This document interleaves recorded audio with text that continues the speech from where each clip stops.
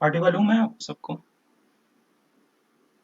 Yes sir. Yes, ma'am. ठीक है। अब अनुराग ने आपको पॉलिटी सेक्शन बता दिया, वो दोनों के लिए ही था, डीयू के लिए भी और आपके बीएचयू के लिए भी। उसका पीडीएफ ऑलरेडी ग्रुप में पड़ा हुआ है, लिंक अभी चैट अप जिनके पास नहीं होगा चैट बॉक्स में ग्रुप का लिंक पड़ा हुआ, वहाँ से जाके आप एक्सेस कर सकते हैं उसे। मैं आपको अब बता रहा हूँ, इन डेप्थ एनालिसिस करेंगे हम लोग लीगल एप्टीट्यूड में हमें करना क्या है एक्चुअली।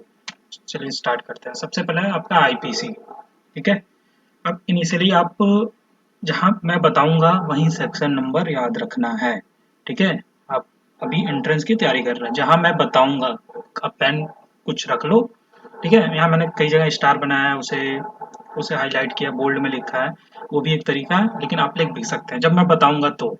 अनलेस एंड अनटिल मैं तो आपको बताऊं नहीं कि सेक्शन नंबर याद नहीं रखना है, आप बिल्कुल याद नहीं रखेंगे। ठीक है। अब करना क्या है, ये करना होगा आपको बेयर एक्ट से। मैं बेयर एक्ट आपको थोड़ा दिखा देता हूँ, ज्यादातर लोगों को मालूम है, किसी को नहीं मालूम है तो फिर मैं बताऊं बेयर एक्ट क्या होता है, कोई पूछे? सर बता दीजिए। अच्छा बता, एक सेकेंड ब्रो।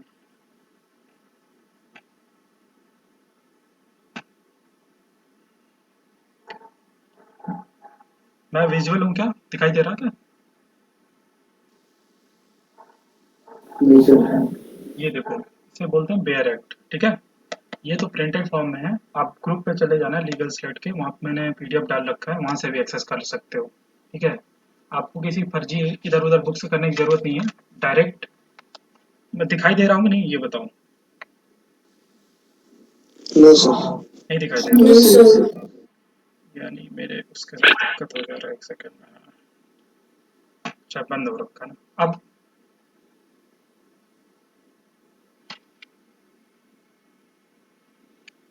No, sir. नहीं दिखाई दे रहा? अच्छा ठीक है, मैं आपको दिखाता हूँ इसको, एक सेकेंड।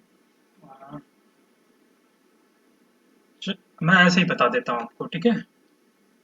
वो स्क्रीन पे नहीं दिख पा आसिफ रहा भाई है। आगे बढ़े तो दिखा दूं। हाँ दिखा दो, आप दिखा दो ना। हाँ तो भाई डायरेक्ट। विजिबल है आप लोगों को?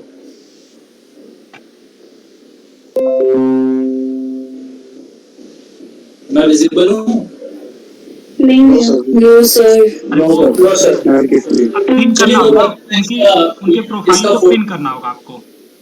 विजिबल है सर फोटोग्राफ बिल्कुल। मैं आप लोगों को, विजिबल है। ये वाला है मेरा एक्ट आपका, ये आपका कॉन्ट्रैक्ट एक्ट का है।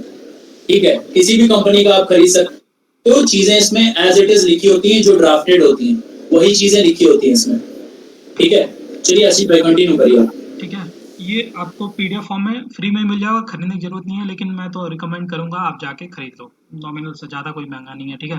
फिर उसमें जाओगे तो उसके अंदर सेक्शन नंबर होता है, आप बचपन सुनते होते हैं ना, धारा 302 ऐसे बहुत सुनते होंगे। ठीक है। तो वही है, सेक्शन नंबर आपका वही है। तो इसमें आपको पहले करना है, आपको सेक्शन नंबर 234 कि ये जो इंडियन पीनल कोड है कहाँ कहाँ एप्लीकेबल है। इसमें एक युगांडा वाला इलस्ट्रेशन होता है इसके अंदर, एग्जाम्पल, वो बहुत अच्छे से पढ़ना है।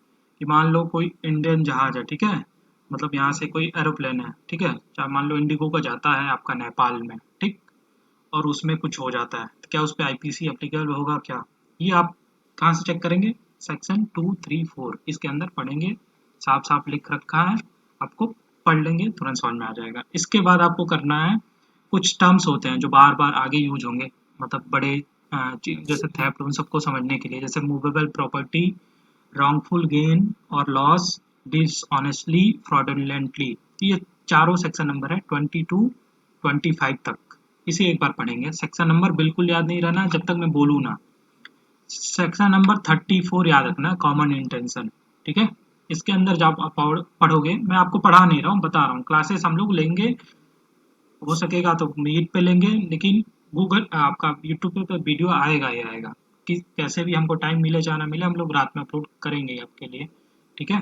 तो उसमें आपको अच्छे से समझाऊंगा। तो ये सेक्शन 34 कॉमन इंटेंशन वाला करेंगे, 36 करेंगे, 44 करेंगे, 53 करेंगे, 73 और 74, 73 और 74 सोलेटरी कन्फाइनमेंट, मतलब काल कोठरी वो जो वाली सजा होती है ना, ये देखेंगे। 53 बहुत ध्यान से करेंगे, अभी कोई सेक्शन नंबर हमने याद करने को आपको नहीं बोला है। ठीक है। एक याद रख सकते हैं आप लोग, सेक्शन 34 आप लिख लेंगे, कॉमन इंटेंशन वाला। ठीक है। और फिर ये चैप्टर नंबर याद रखेंगे, चैप्टर 4 में होता है जनरल एक्सेप्शंस होते हैं, इसके सेक्शन कहाँ से कहाँ तक है? 76 to 95, ठीक। इनमें दो सेक्शन आप याद रखेंगे। सेक्शन 82 डॉली इन कैपेक्स, मतलब जिसकी उम्र 7 साल से नीचे है ना, उसके लिए ये लैटिन टर्म यूज होता है। इसका मतलब ये मैक्सिम यूज होता है। इसका मतलब ये होता है ना कि जो 7 साल के है वो इतना मेच्योर नहीं है कि कोई क्राइम कर सकता है, तो कुछ भी करे क्राइम नहीं है। ये डॉली इन कैपेक्स वो होता है, ठीक है, याद रखेंगे। किसमें? ये 82 में। और भी प्रोविजंस हैं इसके आसपास, आप पढ़ेंगे, लेकिन 82 है 7 ईयर्स तक वाला है, ठीक। सेक्शन 95 है ट्रिवियल मैटर्स। मान लो मैंने आपको थप्पड़ मार दिया, तब क्या मुझे 10 साल की सजा होगी क्या? मतलब मजाक मजाक में, दोस्ती में थोड़ा थप्पड़ मार दिया आपने, चाटा मार दिया, मतलब ठीक, हर्ट होता है, ठीक है। एक 319 में एक हर्ट होता है, वो भी एक कॉन्सेप्ट है, लेकिन छोटे मोटे मैटर, ट्रिवियल्स, हल्के फुल्के। अब हर चीज में तो होगी नहीं, मतलब कुछ भी खफा हो गए तो चलो नहीं नहीं भाई, हमको तो ठेस पहुंच गई, ठीक है, नहीं हम अब तो ऐसे नहीं वो कर सकते हो। ट्रिवियल मैटर्स होते हैं छोटे मोटे, ठीक है, उसके लिए कोई सजा नहीं है। D minimus non curate lakhs, ये आप दोनों मैक्सिम भी याद रख सकते हैं, और ये सेक्शन नंबर भी याद रखेंगे आप लोग, ठीक है। और प्राइवेट डिफेंस याद रखेंगे 96 to 106। इसमें आप 100 और 100, सेक्शन 100 और सेक्शन 103 याद रखेंगे। क्यों? सेक्शन 100 कहता है कि ना आप किसी की जान ले सकते हो। अब नौबत स्थिति यहाँ तक आ चुकी है, ठीक है, बात यहाँ तक बढ़ चुकी है अपनी सुरक्षा के लिए, मतलब प्राइवेट डिफेंस के लिए। और होता है 103 में, आप जाके पढ़ोगे तो वहाँ पढ़ोगे कि प्रॉपर्टी के लिए आप मतलब उसके लिए आप जान ले सकते हो अगर उस पर खतरा है। 100 में जान पे, लाइफ पे है, 103 में प्रॉपर्टी के ऊपर है। इसको आप कहाँ से पढ़ोगे? सब पेयर एक्ट से। मैं आपको अभी सेल्फ स्टडी का तरीका बता रहा हूँ, ठीक है। बाकी आपको पढ़ना है तो मैं वीडियो लेक्चर धीरे धीरे अपलोड कर रहा हूँ, कुछ अपलोड किए जा चुके हैं, बाकी और करूँगा। अभी मैं तैयार कर रहा हूँ कि अगले 15 दिन आप बैठ जाएं तो आपकी तैयारी कंप्लीट हो जाए, इसके लिए मैं आपको तैयार कर रहा हूँ। तो मेरे साथ बने रहिए, ठीक है। घबराइए मत कि ये तो उड़ा रहा है, तो मैं आपको पढ़ा रहा ही नहीं हूँ एक्चुअली, मैं आपको बता रहा हूँ कि आपको कैसे पढ़ना है। चैप्टर 5, चैप्टर नंबर भी याद रखेंगे, बहुत पसंद है इसे आईपीसी का, खासकर अबेटमेंट। तो 107 पढ़ेंगे, 107 से 11 तक पढ़ेंगे। इसमें दो सेक्शन नंबर आप याद रखेंगे, सेक्शन 107 और 108। मैंने डबल स्टार बना रखे हैं। मैं ऑडिबल हूँ? Yes sir. Yes, sir. Okay.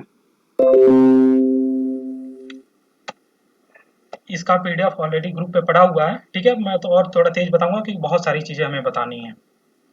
फिर चैप्टर 5 पे ये क्रिमिनल कॉन्स्पिरेसी है, और ये दोनों सेक्शन नंबर भी याद रखेंगे, 120A और 120B। 120A में क्रिमिनल कॉन्स्पिरेसी क्या होता है, 120B में इसका पनिशमेंट क्या होता है, ठीक है। सेक्शन नंबर भी याद रखेंगे, और कितने लोग होते हैं तो क्रिमिनल कॉन्स्पिरेसी होती है क्या होता है, इसका सब्जेक्ट मैटर सब पढ़ेंगे आप बेरक से। और देखो, ये आजकल देखते हो कि बहुत प्रोटेस्ट होता है इसमें, तो प्रोटेस्ट हो, पीसफुल प्रोटेस्ट हो, कोई दिक्कत नहीं है। तो अगर मान लो वायलेंट प्रोटेस्ट हो जाए तो बहुत सारे आईपीसी के प्रोविजंस फिर उस भीड़ अट्रैक्ट कर देती है कि भाई ये अब तो लग सकते हैं तुम्हारे ऊपर। तो ये 3-4 सालों में हमेशा अपने न्यूज में रहा है, और तो जाहिर सी बात है कि जो वो एग्जामिनर होगा, जो पेपर सेट करेगा, उसके दिमाग में भी होगा। तो वो ये जो सेक्शन नंबर है आप याद रखेंगे, मैंने स्टार नहीं बनाया है पर अपनी तरफ से लिख सकते हैं। सेक्शन 120 है, 1 है waging war against government of India, 124 है सेडिशन, बहुत इंपॉर्टेंट है, स्टार बना लो, 5 स्टार बना लो, ठीक है। अब याद रख लो, चैप्टर 8 में है offences against the public tranquillity and peace, ठीक है। 141 में अनलॉफुल असेंबली है, इसका मैटर कहाँ से पढ़ेंगे आप लोग, बेयर एक्ट से। कितने लोग होते हैं कि अनलॉफुल असेंबली होता है, ठीक। 146 है राइटिंग, ठीक है। 159 अफ्रे है, सब पढ़ना है आपको बेयर एक्ट में। आपको चैप्टर 9A में एक बार ऑफेंसेस रिलेटिंग टू इलेक्शंस पढ़ना पड़ेगा, क्योंकि अभी बंगाल में आपके इलेक्शंस चल रहे होंगे, तो आप देख रहे होंगे वाइडर स्प्रेड वायलेंस हो रहा है, बहुत ज़्यादा फैला हुआ है, तो वायलेंस अलग ही लेवल पे हो रहा है। तो इससे रिलेटेड क्या आईपीसी प्रोविजन, हाँ बिल्कुल है। कोई सेक्शन में याद रखना है जी, बिल्कुल नहीं याद रखना है, पढ़ लो कि अनड्यू इन्फ्लुएंस क्या होता है। मान लो अगर इलेक्शन कमिश्नर को एफआईआर करानी हो किसी कैंडिडेट के खिलाफ या किसी पार्टी के मेंबर के खिलाफ, तो कौन कौन से प्रोविजन यूज कर सकता है, तो इसके अंदर आप पढ़ लेंगे कहानी की तरह। सेक्शन नंबर बिल्कुल याद नहीं रखेंगे। कोविड का समय है तो उससे रिलेटेड एक सेक्शन नंबर है 188, disobedience to order duly promulgated by public servant. जैसे मान लो आपका डीएम है, वो कहता है कि भैया अब लॉकडाउन लगा रहा हूँ 4 दिन का, लेकिन आप निकलते हो तो कहाँ ऑफेंस हुआ 188 के तहत, आपने उसके आदेश को, ऑर्डर को नहीं माना, ठीक है।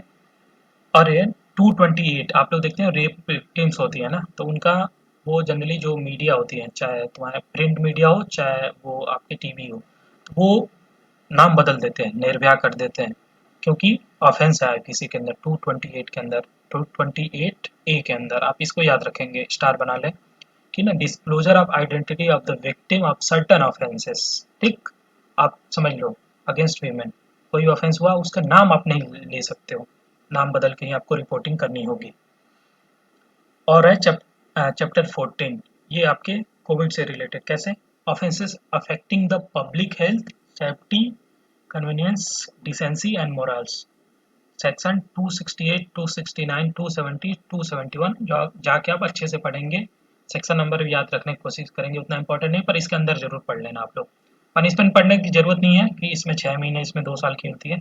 सेक्शन नंबर और क्या होता है एक बार इसे आप देख लेंगे, आपके कोविड से जुड़ा हुआ है। कोविड अभी खत्म नहीं हुआ है और एग्जाम आपका उसी के बीचों बीच होने वाला है, तो ये आप देख ही रहे हो अभी, और फिर से होगा, चालान कट रहा है, लोग नहीं मान रहे हैं, सारे ऑफेंसेस कहाँ हैं, इसके अंदर है। इसके लिए आप 188 के साथ ये 268, 269, 270, 271 इनको एक साथ क्लब करके आप पढ़ेंगे। अब देखते होंगे एक दूसरे, sale of obscene books, pornographic books, ये सब बेचना प्रोहिबिटेड है, ऑफेंस है एज पर आईपीसी, किसमें, सेक्शन 292 में। कल आपको मन करे कि मैं तो डाउनलोड कर लिया हूँ टेलीग्राम से वीडियो, अब मैं उसको ना पेन ड्राइव में लगा के और मैं तो बैठूंगा सीपी पे और मैं बेचूंगा, मुझे कमाना है पैसा, ठीक है, तो ऐसा नहीं कर सकते आप, ठीक है। कोई भी करेगा, आप किसके अंदर पकड़े जाएंगे, सेक्शन 292 के अंदर। और आजकल आप देखते होंगे एक दूसरे को 295 ए में कि रिलीजियस क्या कहते हैं, को आउटरीच करने के, मतलब फीलिंग्स है ना आपकी, आप किसी भी रिलीजन से हो सकते हैं। कोई कुछ बोलना चाहता है, मैं ऑडिबल हूँ, हाँ भैया। ठीक है। Yes, sir. Yes, sir. आपको कोई दिक्कत तो नहीं हो रही है ना, मैं आपको बता रहा हूँ कैसे पढ़ना है, किसी कोई तकलीफ हो रही है तो बता दें, तो मैं उसको सही करूँ, कुछ लग रहा हो कि नहीं समझ में आ रहा है, कोई दिक्कत नहीं है, कंटिन्यू करूँ, Yes, Yes, sir. sir. ठीक है। Yes, 295 sir. आजकल देखते होंगे 295 ए अट्रैक्ट होता है, एक दूसरे की रिलीजियस जो फीलिंग्स है उसको जब आउटरीच करने की, डेलिब्रेट और मेलिशियस एक्ट करे कोई, ठीक है। मान लो उसके रिलीजन में कुछ समथिंग, मतलब वो हो, बहुत पायस नेचर का हो और तुम उसको कुछ गलत कर रहे हो, तो ठीक है, जानबूझ के करो, डेलिब्रेट एंड मेलिशियस एक्ट कर रहे हो, तो इसके अंदर आप बुक होंगे। अब ऑफेंसेस अगेंस्ट ह्यूमन बॉडी, इसका वीडियो ऑलरेडी हमारे यूट्यूब चैनल पे अपलोड है, आप जाके देख सकते हैं, फिर भी मैं बता देता हूँ। 299 में आपका कल्पेबल होमिसाइड और 300 में आपका मर्डर, दोनों में क्या डिफरेंस है मैंने बहुत अच्छे से एक्सप्लेन किया है। अभी बस एक लाइन में, सिंगल एक लाइन में, जैसा थिन लाइन दोनों में डिफरेंस है वैसे थिन लाइन मेरा एक्सप्लेनेशन होगा अभी, कि अगर वो देखें ना, डिग्री होता है ना, मान लो लड़ाई होती है दो लोगों की, एक हल्की फुल्की लड़ाई, एक बड़ी लड़ाई, तो छोटा कांड मान लो आप लोग कल्पेबल होमिसाइड, बड़ा कांड मतलब भर भर के इंटेंशन है, ग्रेविटी ज़्यादा है उसमें ना, डिग्री ज़्यादा है, तो वो मर्डर हो गया आपका। 299 में है तो आपका कल्पेबल होमिसाइड हो गया। पनिशमेंट सब आप देख सकते हैं, जिसमें स्टार बनाया है आपको बहुत अच्छे से उसको सेक्शन नंबर याद रखना है। इसके बाद एक इम्पॉर्टेंट आता है 304B, वैसे मैंने इसको फैमिली लॉ में डिस्कस किया, उसका भी वीडियो वो भी देख सकते हैं आप चैनल पे, अब ऑलरेडी अपलोडेड है। 319 और 320 ड्यू का बहुत फेवरेट है, इसके अंदर सर्टेन ऑफेंसेज है ना, ग्रीवियस हर्ट के अंदर क्या करोगे तो ग्रीवियस हर्ट होगा, ये आप जाके बैरक खोलेंगे, पीडीएफ खोलें, आपके पास हार्ड कॉपी है, अच्छे से आप अपना डेट ऑफ बर्थ भूल जाए पर ये मत भूलना, ठीक है। ये मर्डर और कल्पेबल होमिसाइड से ज़्यादा इंपॉर्टेंट है, ग्रीवियस हर्ट और हर्ट, ठीक है, बहुत पसंद है। इसके अंदर बहुत सारे 7 वो है कंडीशन है जब ग्रीवियस हर्ट होता है, आपका कुछ act which amounts to grievous act, ये आप ये ध्यान रखेंगे। नेक्स्ट स्लाइड पे चलते हैं। रॉन्गफुल रिस्ट्रेन और कन्फाइनमेंट, सेक्शन नंबर याद रखेंगे क्या होता है, ठीक है, ये आप पढ़ेंगे वहाँ से, मैं शॉर्ट में भी बता देता हूँ। रिस्ट्रेन ये होता है कि आप किसी के एक डायरेक्शन में रोक देते हैं, एक तरफ से रास्ता रोकने वाला आप लोग सुनते होंगे, जनरली गाँव में होता है, ठीक है, नॉर्थ इंडिया में। रॉन्गफुल कन्फाइनमेंट क्या हुआ, किसी को ना आपने कमरे में बंद कर दिया, अब वो किसी डायरेक्शन में मूव नहीं कर सकता। आपने रास्ता रोका था पहले कंडीशन में, पर वो दूसरे रास्ते से जा सकता था ना, आपने स्पेसिफिक रास्ता रोका था। ये दोनों में डिफरेंस है रॉन्गफुल रिस्ट्रेन और कन्फाइनमेंट में, आपकी समझ के लिए। और असॉल्ट याद रखेंगे 351 में क्रिमिनल ऑफेंस भी है, और ये आपके इसमें भी है, जाके आपको मिलेगा टॉर्ट में भी मिलेगा, ठीक है। दोनों में ऑफेंस, जैसे आपको पूछ सके क्या ये दोनों में है, तो आप बोलेंगे हाँ। 354 54 A B C D E, ये बिल्कुल अच्छे से आप याद रखेंगे। ये 2013 का क्रिमिनल अमेंडमेंट हुआ है, मतलब आईपीसी में अमेंडमेंट हुआ है, उसके बाद इन सबको इंट्रोड्यूस किया गया।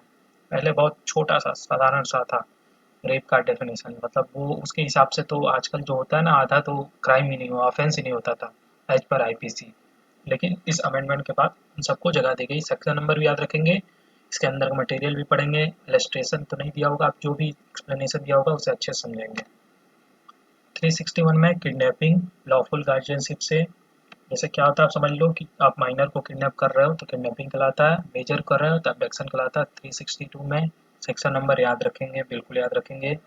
375 में आपका रेप है, सेक्शन नंबर बिल्कुल अच्छे से याद रखेंगे। 376 डी में गैंग रेप है, सेक्शन नंबर भी याद रखेंगे, ठीक है। गैंग रेप क्या होता है, मोर देन 1 होता है कि मोर देन 2 होता है, आप जाके अंदर बेयर एक्ट के अंदर चेक करके पढ़ेंगे। और इन सब से भी नहीं हो पाएगा तो हम आपके लिए वीडियो अपलोड करेंगे, और जैसे ही समय मिलेगा तो हम गूगल मीट पर आपके लिए क्लासेस फिर से करेंगे।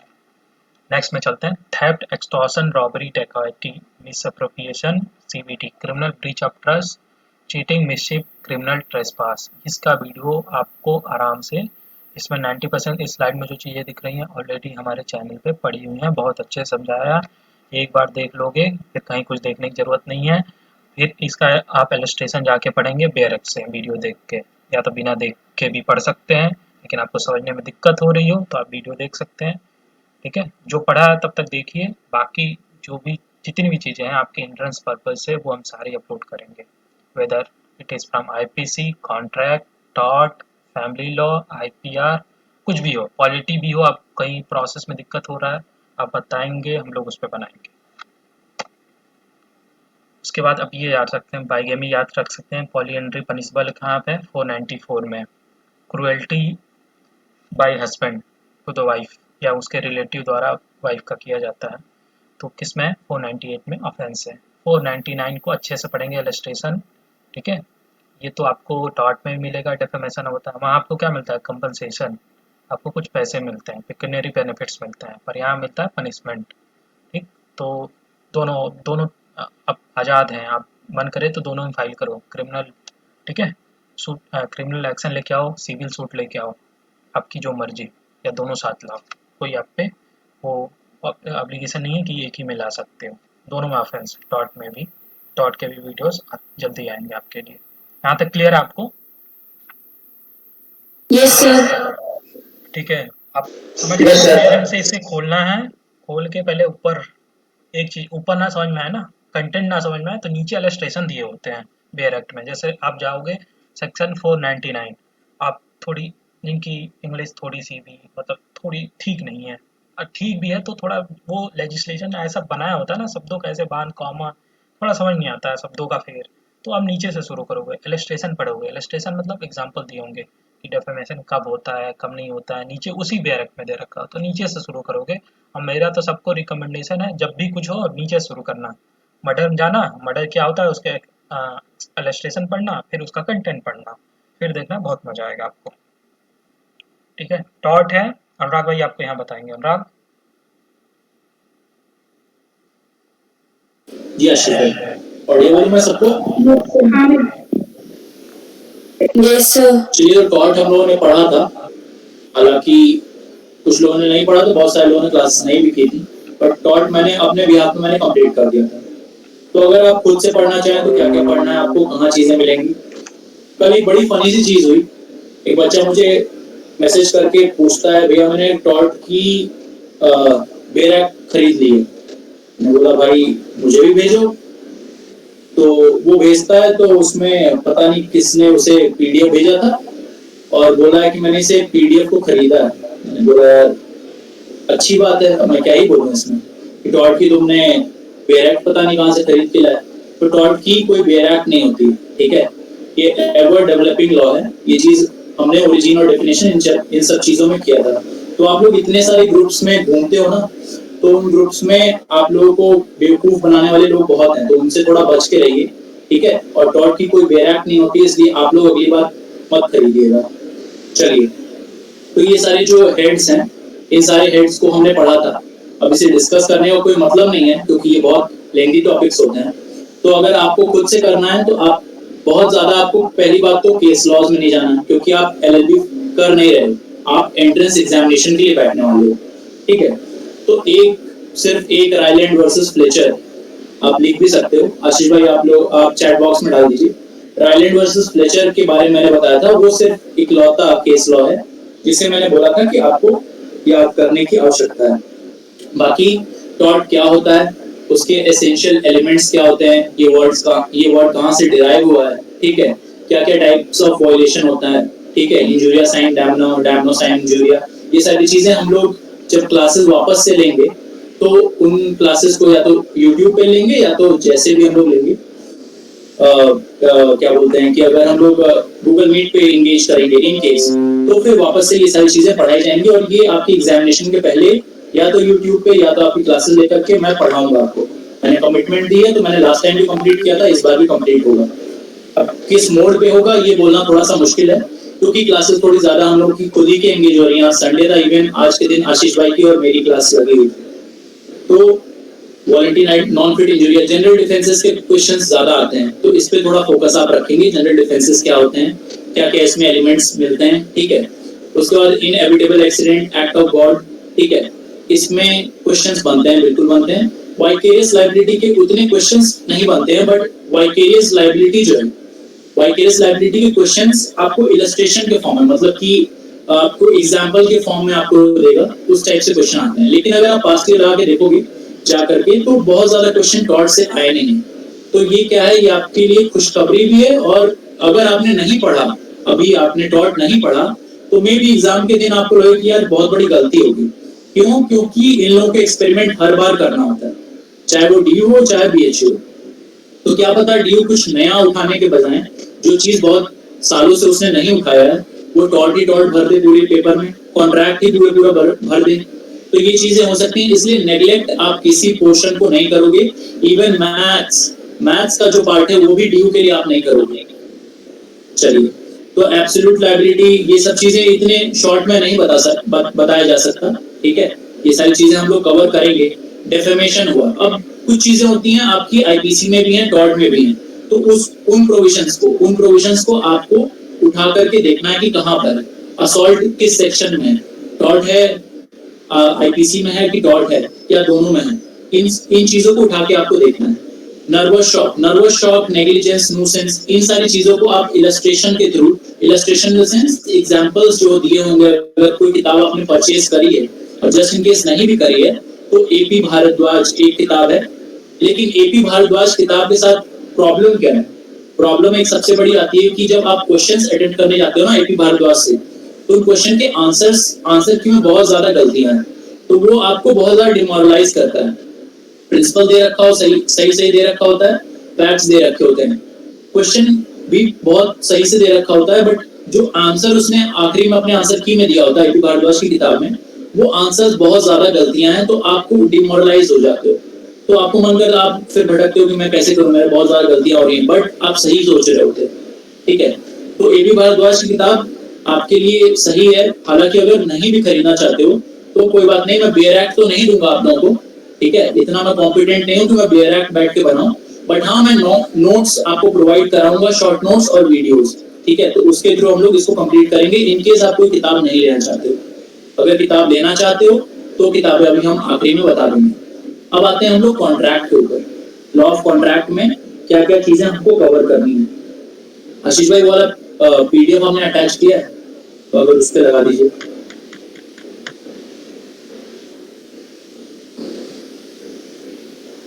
कॉन्ट्रैक्ट भी एकदम टॉर्ट की जैसा है, इसमें भी बहुत ज्यादा क्वेश्चंस नहीं आए हुए हैं पास्ट ईयर से। लेकिन DU और BHU, मैंने फिर बोला, एक्सपेरिमेंट करने में ये लोग माहिर हैं, तो एक्सपेरिमेंट अगर कर दिया तो आपको लॉस ना हो उनके एक्सपेरिमेंट से, आप उनके सब्जेक्ट ना बनो कि आपके ऊपर एक्सपेरिमेंट कर रहे हैं, ठीक है। तो अपने आप को इस तरीके से डेवलप करना है। पीडीएफ नहीं है कोई बात नहीं, मैं आपको एक छोटा सा पेन पेपर लेके बैठ जाओ, मैं आपको बता देता हूँ क्या चीजें कवर करनी है। बस कॉन्ट्रैक्ट के लिए, लेकिन मैं आपको रिकमेंड करूंगा, हाईली रिकमेंड करूंगा कि आप लोग कॉन्ट्रैक्ट की डियर एक्ट जो मैंने दिखाई थी, या तो आप खरीद लीजिए या ग्रुप पर हमारे पड़ा हुआ है ऑलरेडी पीडीएफ के फॉर्म में। हमारे ग्रुप का वो नहीं है, वो गवर्नमेंट ऑफ इंडिया ड्राफ्ट करती है, वो ओरिजिनल फॉर्म में जो चीजें लिखी हुई हैं एज इट इज वो चीजें हैं, ठीक है। तो उन चीजों को अगर आपको देखना है तो आप ऑनलाइन भी डाउनलोड कर सकते हो, मेरे ग्रुप पे भी जाने की आवश्यकता नहीं है अगर आपको नहीं मिल रहा है जस्ट इन केस, ठीक है। बस यही वाला। तो यहाँ पर आपके सामने दिख रहा होगा, आप इसको चाहो तो जूम कर लो, ठीक है। तो 2 पार्ट में है, ठीक है, एक लेफ्ट साइड है एक राइट साइड है। तो लेफ्ट साइड वाले में मस्ट लर्न वाला लिखा हुआ है पार्ट है कि मस्ट लर्न क्या क्या चीजें इसमें एकदम से लर्न करनी। अब लर्न क्या करना है, लोगों को लगता है कि पूरा डेफिनेशन रटना है। भैया आप अभी लॉ स्कूल में एंटर नहीं हुए हो, आप प्री लॉ स्कूल के स्टेज पे हो, तो यहाँ पर आपको रटना बिल्कुल नहीं है। रटना क्या है कि उसका सब्जेक्ट मैटर क्या है। अब सेक्शन 2A में प्रपोजल की बहुत लंबी चौड़ी सी डेफिनेशन दी हुई है, ठीक है। उस पूरी लंबी चौड़ी सी डेफिनेशन को याद करने की कोई आवश्यकता नहीं है, बस आपको ये याद रखना है कि सेक्शन 2A का जो कंटेंट है वो डिफाइन करता है प्रपोजल। ऐसे ही सेक्शन 2 के जितने भी पार्ट हैं, जितने भी सब सेक्शंस दिए हुए हैं, ठीक है, जितने भी उसमें चीजें दी हुई हैं, वो सारी की सारी चीजें आपको रटनी है। क्या रटनी है? उसका सब्जेक्ट मैटर, डेफिनेशन नहीं, सब्जेक्ट मैटर की वो कवर क्या चीज करता है। उसके बाद एक चीज इंपॉर्टेंट कोरोना के समय ये हो जाता है, सेक्शन 56 जिन्होंने क्लास कर रखी है, कंसेप्ट ऑफ फ्रस्ट्रेशन। फ्रस्ट्रेशन मतलब कि कैसे, फ्रस्ट्रेशन एक मोड होता है जिससे हम जो कॉन्ट्रैक्ट है उसको एग्जीक्यूट करते हैं, उसको खत्म कर देते हैं। कोई अनअवॉइडेबल सर्कमस्टेंस हो गया, जैसे कि आपने एक बिजनेस शुरू किया था, ठीक है, आपने एक बिजनेस शुरू किया था डेयरी का बिजनेस था, आपने कमिटमेंट कर रखी थी कि मैं इतने लीटर डेयरी प्रोडक्ट्स आपको किसी दूसरी कंपनी को प्रोवाइड कराऊंगा। लेकिन अब हुआ ये कि कोरोना हो गया, आप ही के पास नहीं आ रहा है रॉ मटेरियल, तो क्या डॉक्ट्राइन एक फ्रस्ट्रेशन का क्लॉज होता है कि आप चाहो तो फ्रस्ट्रेट कर सकते हो कॉन्ट्रैक्ट को और वहां पर कॉन्ट्रैक्ट खत्म हो जाएगा। वो कब होगा? ऐसे नहीं, कभी भी नहीं हो जाएगा एग्जीक्यूट, अगर अनअवॉइडेबल सर्कमस्टेंस है तभी। तो वो याद करना है कि सेक्शन 56 के अंदर क्या दिया हुआ है, हमारा कंसेप्ट ऑफ फ्रस्ट्रेशन दिया हुआ। तो इतनी चीजें आपको रटनी है। अब आ जाइए दूसरे पार्ट पे। दूसरे पार्ट में ये जो सारे सेक्शन नंबर्स हैं, इसमें आपको इलस्ट्रेशंस बाय हार्ट लर्न होने चाहिए, बाय हार्ट लर्न होने चाहिए। कुछ चीजों को समझना भी है, कुछ चीजें जैसे बेलर बेली सेक्शन 71, सेक्शन 124 इंडेमनिटी का है। इंडेमनिटी क्या होती है, बहुत इजी लैंग्वेज मैंने समझाया था। एक चीज जो है वो 29 के आसपास, 29 क्या बोलते हैं, सेक्शन 29 में आप लोग बार बार कंफ्यूज कर रहे हो, वेजरिंग अग्रीमेंट और कंटिजेंट। ये भी चीज मैंने बहुत अच्छे से एड्रेस किया था, एकदम क्रिस्टल क्लियर जब मैंने क्लास ली थी। वो चीजें वापस से अपलोड या तो मैं करूंगा, या जब अगर क्लास हुई, just in case class engage करता हूँ, तो मैं क्लास में वापस से उसे एड्रेस करूंगा उसी तरीके से, इसलिए टेंशन मत लें। दूसरी चीज, वेजरिंग कंटिजेंट, इस टाइप के टॉपिक होते हैं। कुछ चीजें होती हैं कि आरटीआई हो गया, राइट टू प्रॉपर्टी हो गया, ठीक है, राइट टू वोट हो गया, मर्डर कल्पेबल होमिसाइड हो गया। इन चीजों में आप लोग उलझ जाते हो, बाकी चीजें जो कवर करनी है वो चीजें कवर करना आप छूट जाओगे अगर इन चीज में उलझे रहे अगर डिबेट में। तो ये आपको एट लास्ट आपको हार्म करने वाला है, कोई आपको प्रॉफिट नहीं होने वाला है, क्योंकि आप ऑनलाइन ग्रुप्स पे डिबेट करके कुछ किसी को प्रूव नहीं कर पाओगे। आपको प्रूव करना है, just be in the law school, the other one would not be there, ठीक है।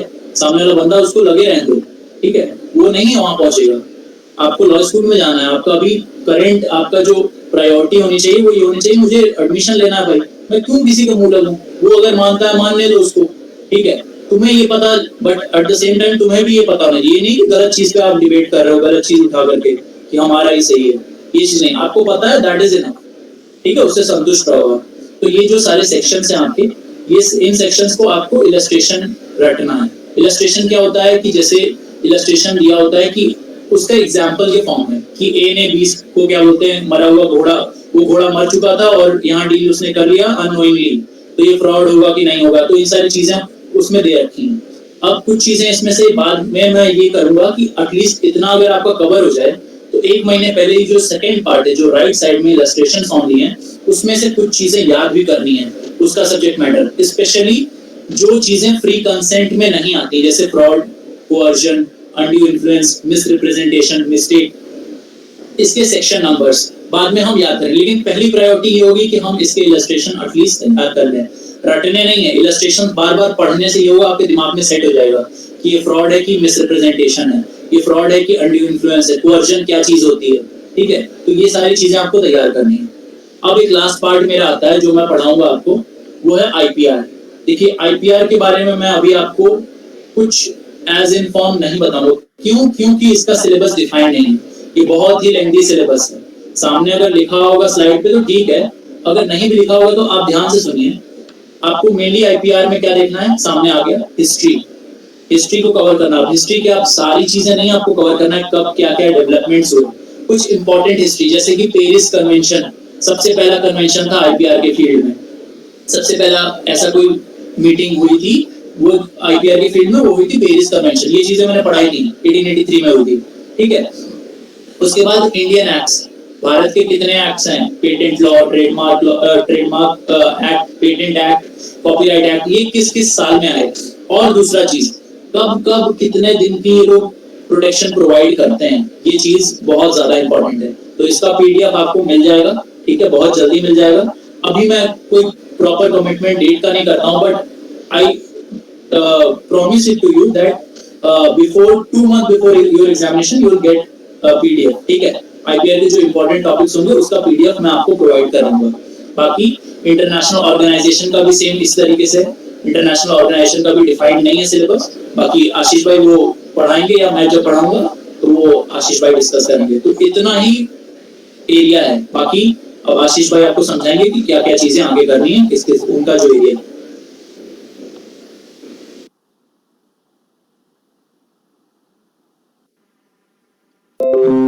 विजिबल आप सबको फैमिली लॉ वाला? Yes, sir. Yes, sir. आप लोगों को तो ज़्यादातर मालूम होगा कि हिंदू लॉ तो मैंने कल से स्टार्ट कर दिया है, फर्स्ट लेक्चर अपलोड कर दिया है, मैंने एक बार करा भी दिया था। तो उसके बाद मैं वीडियो अपलोड करूँगा। मैं कोई बुक कुछ सजेस्ट नहीं करूँगा आपको फैमिली लॉ के लिए। मैं इस मंथ में आपको मिल जाएगा, फैमिली लॉ कंप्लीट हो जाएगा और आईपीआर हमारी फर्स्ट प्रायोरिटी रहेगी आपको वीडियो देने की, ठीक है। तो मिल जाएगा, तो और कहीं से पढ़ने की ज़रूरत नहीं है, क्योंकि ये है सेमेस्टर में बहुत अच्छा खासा है। अब वो किसी बुक्स में आपको कोई एंट्रेंस ओरिएंटेड बुक भी नहीं मिलेगी इन सब के लिए, वो तो फिर होगा कंप्लीट सेमेस्टर की वाली बुक होगी। तो मैं उसको कंसाइज फॉर्म में आपके लिए लाने के लिए कोशिश कर रहा हूँ, वो लेक्चर्स देख सकते हैं। फिर भी मैं एक बार आपको बता देता हूँ। पहले स्टार्ट करेंगे हिंदू मैरिज एक्ट से, जो मैंने कल डिस्कस किया था अपने वीडियो में। वर्डेबल मैरिज क्या होती है, ठीक है, एसेंशियल्स क्या होती है हिंदू मैरिज की, किन ग्राउंड्स पे डाइवोर्स मिलता है, जुडिशियल सेपरेशन हो सकता है, कुछ टर्म्स है related with Hindu law, family law, half blood, uterine blood, full blood, maintenance, ठीक है, सीआरपीसी में कहाँ प्रोविजन है, हिंदू मैरिज एक्ट में कहाँ प्रोविजन है। मैंने कल की क्लास में ये सब कुछ डिस्कस किया था। अब नेक्स्ट जो क्लास होगी उसमें मैं मुस्लिम लॉ लूंगा, आपका एसेंशियल्स ऑफ मुस्लिम लॉ लूंगा, डाइवोर्स किस तरीके से होता है, मेंटेनेंस का क्या वहाँ पे है, प्रोविजन क्या है, मिलता है तो कितना मिलता है या नहीं मिलता है, वो हम देखेंगे। इंट्राफेथ मैरिज, ये तो हमने कल स्पेशल मैरिज एक्ट कल की ही क्लास में कर लिया था, वीडियो अपलोड है, ऑलरेडी अपलोडेड है, आप जाके वहाँ से देख सकते हैं। बाकी मैं आपको बताता हूँ और क्या करना। आईपीआर अनुराग ने बता दिया आपको, कॉन्ट्रैक्ट बता दिया, जुडिशियल डॉक्ट्रिन्स है, इस पे भी वीडियो आएगी जल्द। अभी के लिए आप पीडीएफ जाके लीगल स्लेट टेलीग्राम में सर्च कर सकते हैं, वहाँ से आपको मिल सकता है। नहीं तो आप यहाँ मैंने चैट बॉक्स में लिंक दे दिया है, वहाँ से जाके एक्सेस कर सकते हैं, ठीक है। वहाँ पे इसका पीडीएफ आपको मिल जाएगा। ये आपके 2013, 14, 15 में बहुत आता था ड्यू में, ठीक है। अभी भी संभावना है, अच्छा टॉपिक है, तो इसे आप वहाँ से करोगे। जुडिशियल डॉक्ट्रिन क्या होता है कि कोर्ट मान लो कोई ऐसा, देखो कॉन्स्टिट्यूशन तो है ऑलरेडी है, जैसे उसका बेसिक स्ट्रक्चर है, मतलब उसमें क्या होता है, उस प्रोविजन को लेजिस्लेचर यानी पार्लियामेंट कुछ ऐसा लॉ नहीं बना सकती है जो बेसिक कॉन्स्टिट्यूशन बेसिक स्ट्रक्चर को कंट्रावीन करे, उसे वो वर्ड डिक्लेयर कर देगी। ऐसे ही आपकी जो जुडिशरी है, खासकर सुप्रीम कोर्ट कुछ डॉक्ट्रिन्स बनाती है कोई जजमेंट देते समय, ठीक, वो आप पढ़ेंगे, इसमें पढ़ेंगे, मैं वीडियो भी दूंगा आपके लिए, और अभी के लिए पीडीएफ है जो आप ग्रुप से ले सकते हैं। दूसरा है ये मिसलेनियस टॉपिक्स है। आप पूछते हो ना सीआरपीसी सीपीसी पढ़ना है, जी नहीं पढ़ना है, पर उसके अंदर क्या पढ़ना है वो नॉर्मली आप गूगल सर्च कर सकते हो, कोई स्टैंडर्ड बुक्स उठा के। एफआईआर क्या होता है, इसका प्रोविजन कहाँ पे है, अरेस्ट क्या होता है, बेल, एंटीसेप्टरी बेल क्या होता है, चार्ज क्या होता है, कॉग्निजेंस क्या होता है, ट्रायल, कन्विक्शन, एक्विटल। ठीक है, ये सीआरपीसी सीपीसी में कहीं ना कहीं आपको मिलेगा। जो क्रिमिनल वाली चीज़ें होंगी, प्रोसेस होगा, वो सीआरपीसी में, और जो सिविल वाले प्रोसीजर होंगे वो आपको सीपीसी में मिलेंगे। तो उसका बेरक खोलने की जरूरत नहीं है, सिंपल आप एक गूगल सर्च कर सकते हैं, एक दो लिंक्स को ओपन करके इसका प्रोविजन लिख के आप एक नोट, शॉर्ट नोट्स बना सकते हैं। मिसलेनियस टॉपिक्स है, कहने को तो ये सीआरपीसी सीपीसी के अंदर है, पर ये आपको आने चाहिए, ये आपसे उम्मीद की जाती है, वो एक्सपेक्ट करते हैं कि आप लॉ स्कूल में आ रहे हैं तो इतना आपको पता होना चाहिए। ठीक है, फिर लीगल मैक्सिम्स कैसे करेंगे? लीगल मैक्सिम इतने हजारों पढ़े हैं, आप आपके पास सिंगल हो, यूनिवर्सल हो, या कोई भी स्टैंडर्ड बुक हो, उसमें आपको पाँच पाँच, दो दो हजार, तीन तीन हजार मैक्सिम, नहीं वो छोड़ो, भूल जाओ, उसे नहीं करना है आपको। आपको मत बस प्रीवियस ईयर में उसी बुक में, यूनिवर्सल सिंगल में प्रीवियस ईयर में जो पूछे हुए लीगल मैक्सिम है, बस वही करने हैं। उससे आपका काम 99% हो जाएगा। ठीक है, बाकी मैं नहीं समझता हूँ कोई इतना तेजा है कि वो 5000 लीगल मैक्सिम याद कर लेगा। यहाँ बड़े से बड़े जो एलएलएम कर चुके हैं, पीएचडी कर चुके हैं, उनको नहीं आता है, तो एंट्रेंस लेवल पे तो पूछना नहीं था। तो इसका एक हैक है कि लास्ट प्रीवियस ईयर आप कर लो, ड्यू वाले आपको मिल जाएंगे सिंगल में, और यूनिवर्सल में एक होता है कि लास्ट ईयर में क्या पूछा गया, वो तरीका होता है, और क्लैट वाले भी कर लोगे। इंटरचेंजली एक दूसरे का पूछते हैं, मान लो क्लैट में कुछ पूछ दिया, एक कदम आगे बढ़ा तो ड्यू उसका उठा के पूछ लेगा। बस लास्ट ईयर करने हैं। लैंडमार्क जजमेंट कर लेंगे, ग्रुप मीडिया देखो, वहाँ पे आपको पीडीएफ मिल जाएगा। ठीक है, ज़्यादा नहीं, 30 से 40 जजमेंट है जिनका नाम आपको याद रखना है। लीगल रीजनिंग बस पिछले साल का क्वेश्चन करना है, किसी भी बुक से, आप सिंगल से भी नहीं करेंगे, आप यूनिवर्सल किसी भी बुक से आप लीगल रीजनिंग प्रैक्टिस ही नहीं करेंगे। मेरा आपको रिकमेंडेशन है, खासकर समझा रहा हूँ, बिल्कुल मान जाओ तो मान जाओ, नहीं मानना है तो भटकते रहो। और मेरे पास अगर किसी ने फोटो भेजा कि इसका आंसर क्या होगा, ए होगा, बी होगा, मैं नहीं बताऊंगा। इसलिए नहीं बताऊंगा कि मेरे पास ए सपोर्ट करने के लिए रीजनिंग है, बी को भी मैं सपोर्ट कर लूंगा अपने रीजनिंग के थ्रू, तो मैं कतई नहीं बताऊंगा, और मैं आपसे उम्मीद करूंगा आप भी मत करो। टाइम वेस्ट है, मेरा भी और आपका भी। हो सकता है मैं सीप के हूँ, और हो सकता है आप भी सही हो, दोनों लोग सही हो सकते हैं। ठीक है, ये आर्गुमेंट की बात होती है कि किसका कितना मजबूत है, वो ज़्यादा सही। ठीक है, तो वो, लेकिन ऐसा बिल्कुल नेग्लेक्ट भी नहीं कर देना इसको। इसको बस आपको प्रीवियस ईयर में, जो प्रीवियस ईयर करोगे फ्लैट के, लास्ट लास्ट ईयर का मत करना, थोड़ा पैटर्न बदला हुआ है। 19 से करना आप लोग, मतलब फ्लैट का 17, 18, 19, या 2015 से 2019 वाला करना, 2020 वाला आप लोग मत करना। आप ड्यू के अटेम्प्ट कर लेना, लास्ट 10 ईयर्स सब पढ़े हैं, आपको ग्रुप पे पीडीएफ पढ़े हुए हैं, आप बीएचयू के कर लेना, वहाँ से लीगल रीजनिंग आपको मिलता है, वो अटेम्प्ट करना। बुक्स के अंदर जो प्रिंसिपल दिया होता है ना लीगल रीजनिंग का, वो इनकम्प्लीट होता है। उसके बेस पे वो बेचारे को किताब में 50 क्वेश्चन डालने थे, उसने कुछ आंसर दे दिया, अब उसके लिए आप ग्रुप में मारा मारी कर रहे हो। फिर मुझे रात के 12 बजे फ़ोन आता है कि अर्जेंट है। मैंने कहा भाई कोई दिक्कत हो गया? कि हाँ बोलो बोलो। मैंने फ़ोन उठा लिया कि कोई दिक्कत होगा। सामने वाला बंदा कह रहा है कि मुझे इस ग्रुप में इसका जवाब देना है, मुझे तेजा बनना है, वो लीगल रीजनिंग है। मैंने फ़ोन काट दिया। अब मैं आपसे रिक्वेस्ट करूंगा, और बाकी क्वेश्चन भी पूछने हैं तो आप लोग पहले, आपने उस पर क्या रिसर्च किया, आपका क्या सोचना है, ये पॉइंट रखेंगे तो मैसेज करें। ये नहीं कि इसका क्या होगा, ये होगा कि बी होगा, ऐसा नहीं। इसका मुझे बी लग रहा है, क्यों? क्योंकि मैंने लक्ष्मीकांत में पेज नंबर में ये पढ़ा था, और मैंने यहाँ ये पढ़ा है तो ये लग रहा है। सिंपल, केवल गूगल सर्च से नहीं, उसको पेयर एक्ट से सपोर्ट करेंगे, इलस्ट्रेशन सपोर्ट करेंगे, अगर लीगल एप्टीट्यूड है, पॉलिटी है, तो उसे लक्ष्मीकांत में पेज नंबर ढूंढ के उससे सपोर्ट करेंगे। ये आपका काम है। आपने डायरेक्ट पूछा कि इसका ए होगा, बी होगा, मैं किसी का सीन करूंगा, जवाब नहीं दूंगा।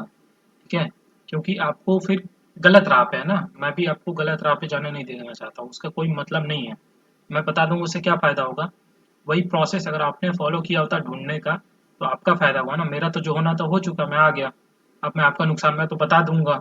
ठीक है, मैंने ज्यादातर बताया भी, फिर मुझे लगा कि ये गलत है, हम लोग ने छोड़ दिया था। हमने भी आपकी तरह शुरुआती में 50 ग्रुप ज्वाइन करके लीगल रीजनिंग पे मारपीट करते थे, आया एक भी नहीं। अगर आता भी तो हमारे दिमाग से हम लगा के करते हैं, एक ही प्रिंसिपल होता है उसका करने का। आपके जो प्रिंसिपल है उसी से स्टिक रहना है, और उसी के बेसिस पे आपको अपने कॉमन सेंस को यूज नहीं करना है। कॉमन सेंस मतलब जो आपने पढ़ा कि आईपीसी का मान लो जो सेक्शन नंबर है, मर्डर कह रहा है 300 में, मान लो प्रिंसिपल दे दिया कि, एक प्रिंसिपल दे दिया हाइपोथेटिकल प्रिंसिपल कि एक मैंने वो है नेपाल पीनल कोड एनपीसी, उसमें है सेक्शन नंबर 30, मतलब मान लो कोई भी सेक्शन नंबर 10, उसमें मर्डर डिफाइंड है, तो आप तो इमोशनल हो जाओगे।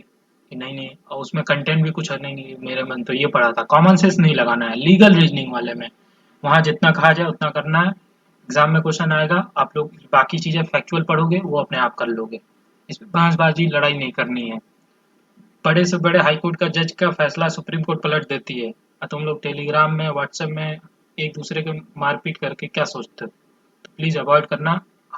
मेरे से जो जुड़े हुए हैं आज तक वो बहुत कम करते हैं, एक दो लोग करते हैं। यहाँ पे आपको बहुत जेन्युइन बंदे मिलेंगे, लड़कियां मिलेंगी, लड़के मिलेंगे जिन्होंने अच्छी तैयारी की है, अच्छे से पढ़ रहे हैं। एक दूसरे से अच्छा डिस्कशन कीजिए, आप लोग हेल्दी डिस्कशन कीजिए, बेवकूफ़ी मत करिए। यहाँ के तो समझ चुके हैं, अब नए लोग आए हैं उनको मैं बताना अपना फर्ज समझता था। आप भी इसी को फॉलो करें, लड़ाई झगड़ा ना करें, मतलब ग्रुप में वो सब साबित करने के लिए। मैं ऑडिबल हूँ ना? Yes, sir. Yes, sir. कोई नाराज तो नहीं हो गया? मैं किसी को डांट नहीं रहा था, मैं सबके लिए बता रहा था। नहीं। नहीं, कोई बात नहीं, नाराज होना तो ऐसे फोन मैसेज करके बता देना, क्या है, किसी को बोल नहीं ना स्पेसिफिक। पीडीआर है मतलब आउट ऑफ कोर्ट सेटलमेंट कैसे होता है, लोक अदालत, इसके प्रोविजंस आप पढ़ोगे। लीगल सर्विसेज एक्ट पढ़ लोगे एक बार, 1986 में है। इसमें क्या है, किसका है माइक ऑन म्यूट कर लें। आर्टिकल 323A और 323B अनुराग ने आपको बता दिया होगा, लेकिन मैं स्पेसिफिक ये बताता हूँ। आप ट्राइब्यूनल से रिलेटेड हैं, आप इसको एक बार अपने मन से पढ़ना, ये आर्टिकल नंबर भी याद रखना, और इसको आप जिस आप सोर्स है उससे पढ़ रहे हैं पढ़ें। हम लोग जब अपलोड करेंगे तो करेंगे, आप इसको जरूर पढ़ना है, इस वाली चीज को। ये वाला हो चुका है अपना। अब जो ड्यू का एक पिछले साल पागलपन है ना, मतलब पागलपन नहीं कहेंगे, जो हो गया था उसको यूएन में। क्या मैं ऑडिबल हूँ? बहुत इंपॉर्टेंट चीज बताने जा रहा हूँ। Yes, sir. Yes, sir. हाँ Yes, sir. हाँ, तो पुराने सालों में भी इसको ड्यू को पसंद था इंटरनेशनल ऑर्गेनाइजेशन पर, पिछले साल बेतहाशा मोहब्बत हो गई इसको, यूएन के अंदर ही चला गया। मतलब लग रहा है यूएन को रिवाइव कर देगा ड्यू। मतलब पिछले साल सबको नाम याद दिला दिया कि क्या क्या कौन कौन से प्रोग्राम है, कौन सा ऑर्गेनाइजेशन है, उसके अंदर काफी चला गया। तो आपको याद रखना चाहिए 5 प्रिंसिपल ऑर्गन है इसके यूएनओ के अंदर। उनका सेक्रेटरीट है, आईसीजी है, ठीक है, सिक्योरिटी काउंसिल है, जनरल असेंबली है, वो इकोनॉमिक और सोशल और कल्चरल काउंसिल है, आप इसको पढ़ेंगे। एक इसके अलावा ह्यूमन राइट काउंसिल भी पढ़ेंगे, ठीक है। इसको आप किसी भी गूगल सर्च करें, कोई वीडियो देख लें, कोई भी स्पेसिफिक बुक उठा लें, मैं आपको जल्दी इस पे भी एक पीडीएफ प्रोवाइड करा दूंगा।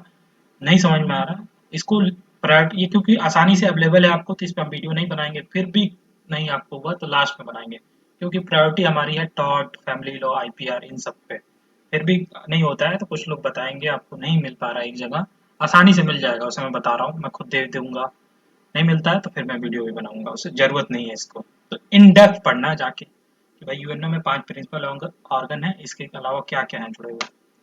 जैसे ये बाकी रीजनल ऑर्गेनाइजेशन जैसे कैरीकॉम, जैसे कैरेबियन वाला हो गया, सार्क हो गया, साउथ एशियन आसियान देश हो गए, ईयू हो गया, नॉन अलाइन मूवमेंट हो गया, ओपेक हो गया, जो ऑयल वाले जितने भी प्रोड्यूसिंग नेशंस हैं, ठीक है, नाटो हो गया, G7 हो गया, रेड क्रॉस, इंटरपोल, डब्ल्यूटीओ। तो इसमें क्या पढ़ेंगे आप कि एक्चुअली इनका हेडक्वार्टर कहाँ है, इसके मेंबर कौन है। तो क्या सबके नाम याद रखने हैं? नहीं नहीं, बिल्कुल पहले नहीं याद रखने हैं। पहली बात, क्या इंडिया मेंबर है उनका, सबसे पहली बात ढूंढना है।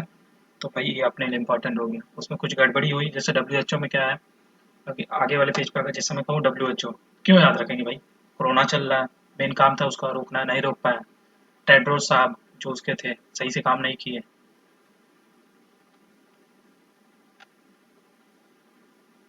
आवाज आ रही है मेरी? Yes, sir. ठीक है। करंट अफेयर्स वाले जिनके मार्क्स कम आ रहे हैं, जिनको सही नहीं हो रहे, तो वो बहुत ध्यान से देखें, ठीक है। तो और ये वाले यूएन वाले भी, मतलब ये बहुत स्कोरिंग है। मैं क्या डब्ल्यूएचओ बता रहा था, तो जैसे डब्ल्यूएचओ में एग्जीक्यूटिव कमेटी होती है, उसके चेयरमैन आपके कौन बने, कोई बता सकता है? किसके भैया? डब्ल्यूएचओ में एग्जीक्यूटिव कमेटी होती है, उसमें वो अपने, हाँ ठीक है, पूरा ना जी, हर्षवर्धन सिंह बने हमारे, क्या है वो? Health minister. जी बिल्कुल सही, ठीक है, Health Minister. बिल्कुल बिल्कुल सही।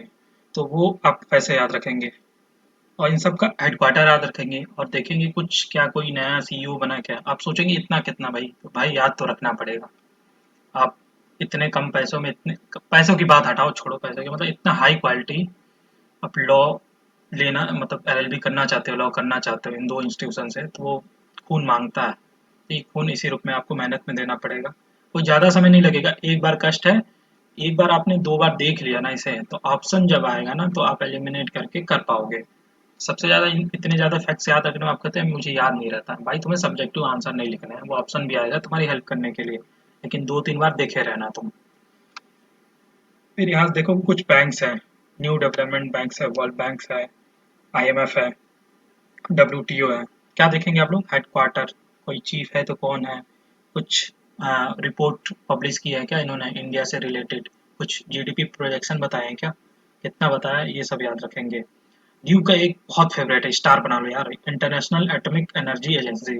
अब लास्ट ईयर पेपर लगा के देख लेना जाके, और फिर बताना कितने क्वेश्चन है, बहुत ज़्यादा है। और जो पिछले साल है यूनाइटेड नेशन का फूड प्रोग्राम, ठीक है, वो environmental programme, development programme, UNDP, ये बहुत इंपॉर्टेंट है भैया, ये इसके अंदर घुस गया। वो International Labour Organisation, ILO, WHO, UNESCO, ठीक है, यूएन वुमेन, तो इन सबको, ये लिस्ट एग्जॉस्टिव लिस्ट नहीं है, आप इसमें आपको लगे कि जिससे हमें फर्क पड़ता है, दुनिया को फर्क पड़ता है, कुछ ऐसा हुआ, कुछ नया हुआ, कुछ लैंडमार्क हुआ, कुछ ऑर्गेनाइजेशन में कुछ उन्होंने कुछ नया किया। जैसे अभी बताओ, रिसेंटली सबसे बड़ा क्या काम किया भाई जो बाइडेन ने आके, ट्रम्प का किस फैसले को पलटा, रिलेटेड है वो इन्वायरमेंट से रिलेटेड, कोई बताएगा? तो WTO ज्वाइन कर लो, डब्ल्यूएचओ, ये पेरिस एग्रीमेंट हाँ बिल्कुल, वापस चलो। तो वो बिल्कुल ऐसे याद रखेंगे आप लोग, ठीक है, तो उससे रिलेटेड, तो वो क्या ये थोड़ी पूछेगा वो फिर पेरिस एग्रीमेंट क्या होता है, उसको कान खड़े हो जाएंगे। पिछले साल आप देखना, ये जो रीजनल ऑर्गेनाइजेशन है, ये भी देख लेना, ब्रिक्स, एससीओ, बिम्स्टेक, ठीक है। फिर ये जो पिछले साल एक और आया इंटरनेशनल ऑर्गेनाइजेशन के साथ, कुछ ट्रीटीज थी, इनको भी बहुत पूछने लगा, जैसे रामसर कन्वेंशन है, स्टॉकहोम वाला है, ठीक है, अभी आपने पेरिस बताया, तो ऐसे ये मैंने अपने बहुत मेहनत की, और एग्जाम्स जो पूछे गए वो मैंने किया। फिर कह रहा हूँ अगेन, एग्जॉस्टिव लिस्ट नहीं है, और मोस्ट प्रोबेबल मैंने कवर कर दिया, इसमें कुछ और आप ऐड कर सकते हैं, ठीक है, पर इतने तो आप करना कम से कम। एनवायरनमेंट से जुड़े प्रोटोकॉल्स हैं, ठीक है, इनको आप अच्छे से जरूर करना। इसके बाद है आपके कुछ ये और प्रोटोकॉल्स हैं, इसके अलावा एक और प्रोटोकॉल्स होते हैं, आपको मान लो जैसे वॉर होता है, वॉर वॉर टाइम कुछ प्रोटोकॉल्स है, इंटरनेशनल रिलेशंस में चाहोगे लॉ में कुछ साइन हुए होंगे, ठीक है, कि वियना कन्वेंशन की भाई अब वॉर टाइम है तो जो प्रिजनर ऑफ वॉर है उसको कैसे रखना है, उसको उस देश को लौटाना है कि नहीं, तो वो वाले भी कन्वेंशन मैंने यहाँ भी लिखे नहीं है, पर आप उसको भी ध्यान रखोगे, ठीक है। इतना हो गया कवर आपका, क्लियर है इसमें? इसको सिंपल एक गूगल करोगे, कोई ट्रस्टेड सोर्स से, कुछ भी कचड़ा नहीं, रिजल्ट आता है उसको मत देखा करो, कोई ट्रस्टेड साइट है, जैसे मान लो यूएनओ से कुछ खोल रहे हो तो यूएन का ही वेबसाइट खुल जाएगा, आप वहां से जाके देखो, ठीक है। क्या है गूगल, क्या है वो जो एक रिजल्ट ऊपर आ जाता है वो 10% तो गलत ही होता है, 90% सही होता है, तो आप किसी ट्रस्टेड साइट से जाके ही इन सारे ऑर्गेनाइजेशन को आप वो कवर करेंगे। मैं ऑडिबल हूँ आप सबको? Yes, sir. ठीक है। अब सबसे ज़्यादा तो मैंने यही पूछा ऑडिबल, लेकिन पूछना ज़रूरी है ना, तो पता चला मैं कथावाचक की तरह बोलता रहा और आपका छूट गया। तो यहाँ से